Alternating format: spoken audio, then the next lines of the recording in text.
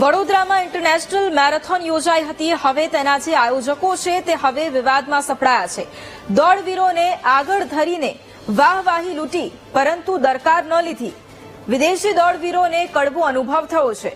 Marathon દરમિયાન દોડવીરને છાતીમાં દુખાવો ઉપડ્યો। આયોજકોએ કોઈ સાર સંભાળ ન રાખી હોવાનું પણ સામે આવ્યું છે। એસએસજી હોસ્પિટલમાં દોડવીર સારવાર માટે સતત ભટકતો રહ્યો તેવી વાત પણ અત્યારે સામે આવી છે।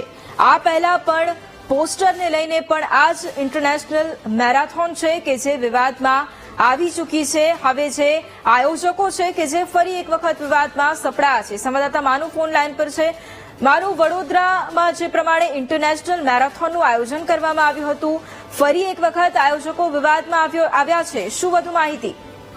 વૈભવી, વડોદરામાં ઇન્ટરનેશનલ મેરેથોન છેલ્લા 12 વર્ષથી થાય છે। આ 12મી ઇન્ટરનેશનલ મેરેથોન હતી, પરંતુ આ મેરેથોનના સંચાલકો હવે વિવાદમાં આવ્યા છે।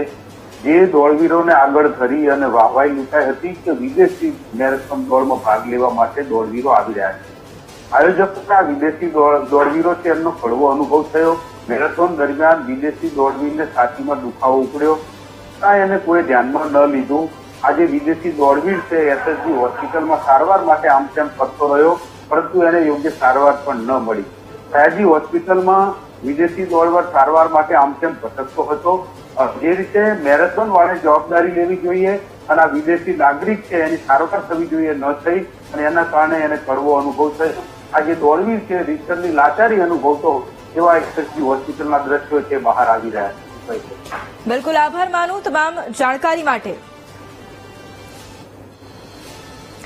તો વડોદરામાં ઇન્ટરનેશનલ મેરેથોનનું આયોજન કરવામાં આવ્યું હતું, પરંતુ આયોજકો હવે વિવાદમાં સપડાયા છે। દોડવીરોને આગળ ધરી અને વાહવાહી લૂંટી પરંતુ દોડવીરોની દરકાર ન લીધી। જે વિદેશી દોડવીરો આવ્યા હતા તેમને કડવો અનુભવ થયો છે। મેરેથોન દરમિયાન જે દોડવીર છે તેને છાતીમાં દુખાવો ઉપડ્યો હતો, પરંતુ આયોજકો દ્વારા કોઈ જ પ્રકારની સાર સંભાળ ન રાખવામાં આવી તેવો દાવો કરવામાં આવ્યો છે, તેવો આક્ષેપ કરાયો છે। એસએસજી હોસ્પિટલમાં દોડવીર સારવાર માટે સતત ભટકતો રહ્યો તેવો પણ આક્ષેપ અત્યારે કરવામાં આવ્યો છે।